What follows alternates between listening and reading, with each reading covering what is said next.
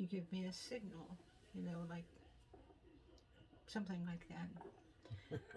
Oh, good evening. It's evening for us here in Florida, and I'm glad to be with you once again. Uh, Pertaining to Rose and I were talking about the different testimonies that the Lord had done so many miracles in my life. And we're talking about the power that God has over storms. A lot of people don't understand that. They think that it's man who is in control, and he's not. There are things that they claim that they use the weather to do things with the weather, but God has authority over the weather. It's not them. This climate control thing is almost insane because Jesus showed us clearly that he rebuked the winds and he rebuked the waters. He rebuked it all. And that tells us he has all power. Not a person that makes up storms and attacks this nation and uses these things. I don't care how they do it. If you had enough of God within you to pray, enough of faith, if you had, like he said, the faith of a mustard seed, you would see many mighty miracles. And I'll give you a couple of examples of the kind of faith that we should have. Uh, I can remember being out on the water, and I was told by my husband that being on the water is one of the worst places to be during a storm. And so a storm come up, and we usually outrun them and went back to shore. We usually didn't have a whole lot of trouble with that. And so this one storm come up so fast we could not run it. And what made it even worse is our anchor, when he went to go pull it up, it wrapped around the propeller because of all of the churning of the water. And you could see right next to the boat the powerful lightning strikes that were right next to us. And I'm laughing because of how God intervened and saved us. Now, when I'm faced with these situations, and unlike you'll be faced with situations like this, and you'll need to know what to do.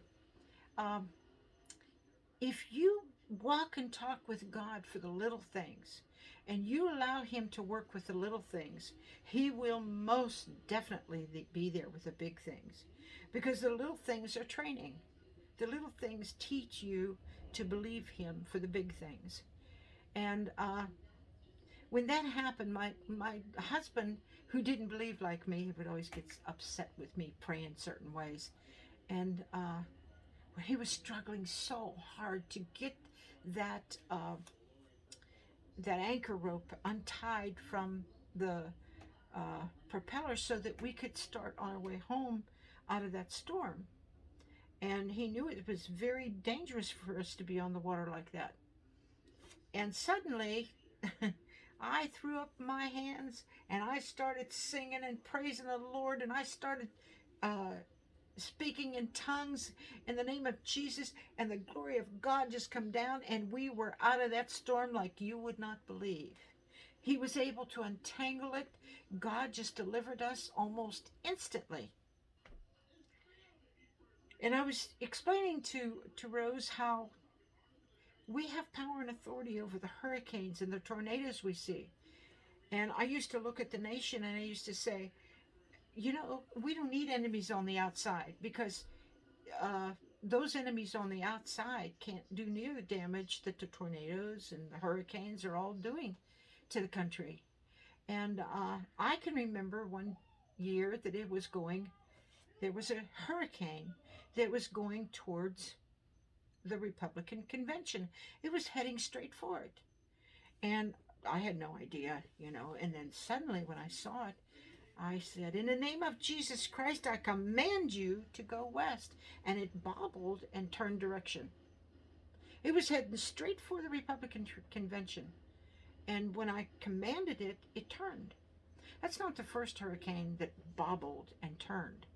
And I'm sure there are other people that pray, but it's the name of Jesus Christ that has the power. And this is where we have to and must believe that it is not us. It is not that Merienne Lynch prayed for it. You can run to me all day long and ask me, pray Mary, pray Mary. It's the power and the presence of his name. It's the faith that you have in the power and the presence of his spirit. It is how you think and how you believe, not how I think and believe. I'm not important in your life. It's how you think between you and God. And if you believe God will rebuke that storm in his name, and that's what God's will is, it will happen. Because he tells you clearly in the word that if you pray without doubt, without unbelief, that you will have what you have asked for. And many things, I have many testimonies of what God did. And he didn't do it because I was any good. He didn't do it because I was so wonderful. And many times I was in complete rebellion. And that's the thing people have to understand. I was in so much pain from my life being so horrible, from all the misery and the terrible things that I had been through, the terrible beatings where, because I walked out on a porch at the age of 18 years old without permission, and how my dad took his fist and just beat me until I passed out. Because I remember that my body went numb and I didn't feel the hit. It felt like he just pushed on it. I didn't feel the beating. Nothing is as bad as verbal abuse. When my dad would beat me, at least it would be over. But if you beat me with your tongue, that lashing of your tongue would be a whipping that would come over and over and over and never stop. Never stop. Never have time for you to be able to recuperate from the last wounds. And yet there you are again getting cursed at. There you are again getting swore at.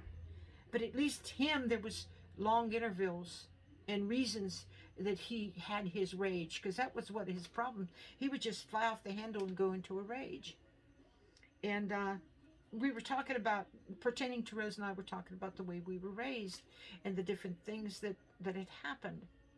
And God delivered me out of all of that. I have no complaints with God. Every single thing I have ever been through, God delivered me. The way Paul the Apostle said, God delivers us out of them all. We have many trials, many tribulations.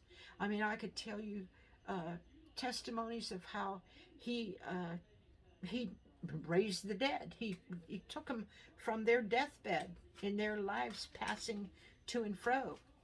And he took them from there. The one day that we moved to Alabama, we didn't know we were on Tornado Alley. We had no idea that on the computer a tornado would be coming, straight line winds of 60 miles an hour. We had no idea what that meant. And so it would be on the local news constantly watching all of these tornadoes. And they had said positively there was coming one straight for our house, straight for where we lived. And I got very angry. I really did. I got angry. I didn't go, oh, I got angry. And I took a styrofoam cup and I laid it on a porch and I slammed it down. And I looked up towards God and I said, you did not call me for my new home to be destroyed. You didn't call me here that this could happen to me. So I am telling you in the name of Jesus Christ, and I wasn't talking to God. I was talking to someone else, which I never mentioned. I don't want to see a blade of grass out of place. I don't want to see a tree touched. There is no way anybody is going to touch my home. Nothing, no wind, nothing. And I walked back into the house and you could hear the roar of the wind coming. And my husband decided the best thing to do was get behind the refrigerator. So as he was pulling it out, I threw my hands up in the air and I started singing, there is power Power, wonder working power in the blood. And I started singing like that, and the power of God come down on me, and the tornado went over us. And when it went over us, I saw it was going to kill people, and I began to pray for them. And it went across the lake, and it killed people and wiped out the trailers over there. And what I'm saying to you is this: if you believe God and what He said, let your faith rise up. Let your faith do what it's supposed to do. Bring glory to Him. In that moment, Satan had no power to destroy my home with the wind and the rain. He has no power today to do that to you.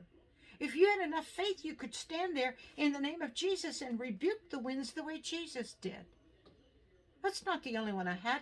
I remember we had, when I lived in Pennsylvania, we had a pasture that was flat land, and then we lived on a hillside. And we had a colicky horse, and she was so sick. We were walking her. We didn't have the radio on, the TV. We had no idea. During those years, we had no TV. I didn't believe in it. And not that I'm saying everybody's supposed to live without a TV, but I didn't need it. We worked so hard in the 15 acres that we had that we did not have a TV. We didn't have time for it. So I remember what happened there was, as we're walking back and forth in this barn and the doors were wide open, suddenly you heard this roar. And in this roar, you looked across the pasture, there was a creek, and you could see my brother's trailer, he was living on my property. And every tree touched and bounced like that in a few seconds. That's how powerful the storm was. And I looked at the trailer and I couldn't believe it was still standing. Not a part of it was ripped off. I was shocked. And all of this, you have to understand, happened in seconds. By the time you could think to go against that cement wall and hide from the wind, it was already too late. It was gone. And as I looked out across the pasture, we had this huge tree, and it had a 9-foot splinter where the wind just busted it off. And I had to go. We didn't have a phone, so I had to go and call the vet. I had to call a neighbor. And as I walked down our driveway, which was a very long driveway, and every tree that was near our driveway was ripped out by the roots. As I walked by, and I thought, how am I going to get the car out of this? How am I going to get there?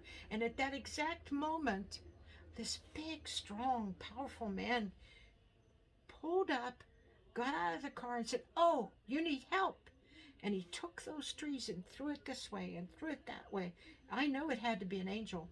What man could take a tree and just throw it? So what happened is I went on to the top of the hill, called my neighbor, and asked him to send the vet. And he said, I said, "I don't know if you could get through." And he said, "You're crazy. I only live across the highway from you, and you're crazy." And he found out when he came that these huge spruce trees just right across from him, while the sun was shining, had been all ripped apart. He apologized to me for calling me crazy because we had endured in our first tornado. I'm going to have to go and finish this testimony on my next video.